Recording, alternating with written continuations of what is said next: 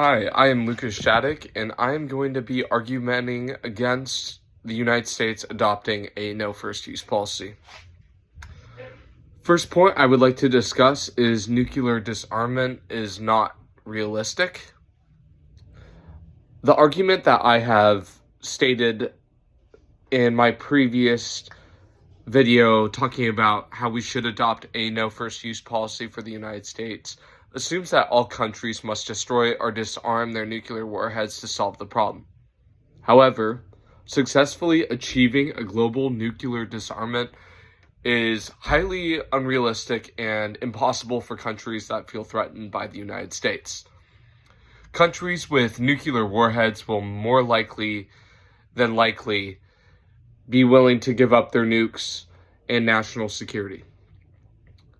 Increasing Allied doubts about the solidity of the United States' security commitments.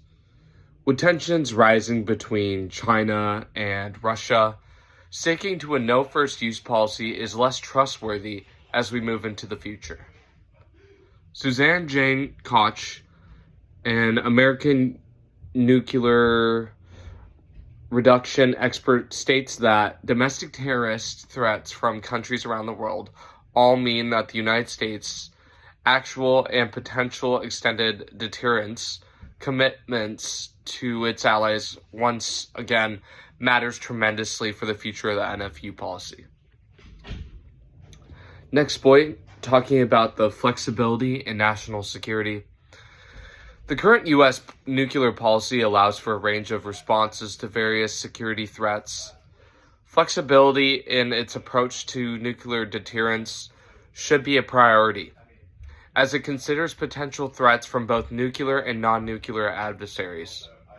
Adopting a no first use policy could limit the United States' ability to respond to attacks on the homeland. Without fulfilled promises, it could lead to nuclear warfare, and that's why the United States should have the ability to strike first if need be. Better relationships are not guaranteed. I know I stated this in my last post arguing for a no first use policy.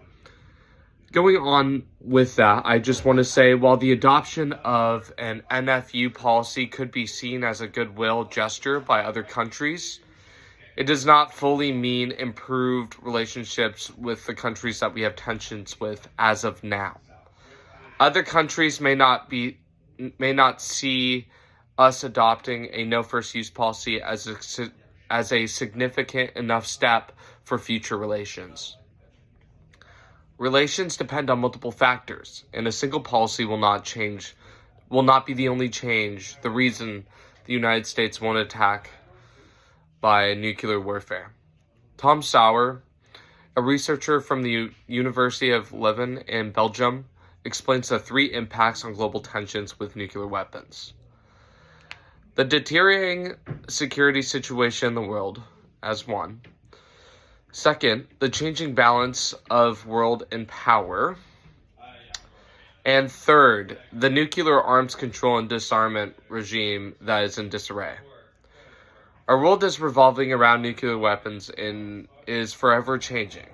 These impacts will make an NFU policy a weak and useless policy. The United States could be vulnerable, and if we do not take all these impacts into account, then we could be attacked at any moment and seen as a weaker country to the opposing countries that we are with. Finally, in review, I explained how the United States should not adopt a no first use policy. Matthew Kroenig, a professor at the School of Foreign Service at Georgetown University, closes his statement with, "The United States should continue its efforts to prevent other countries from acquiring nuclear weapons and to strengthen the institutions of nuclear non-proliferation."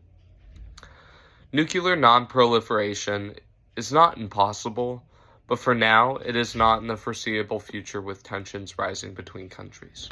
Thank you.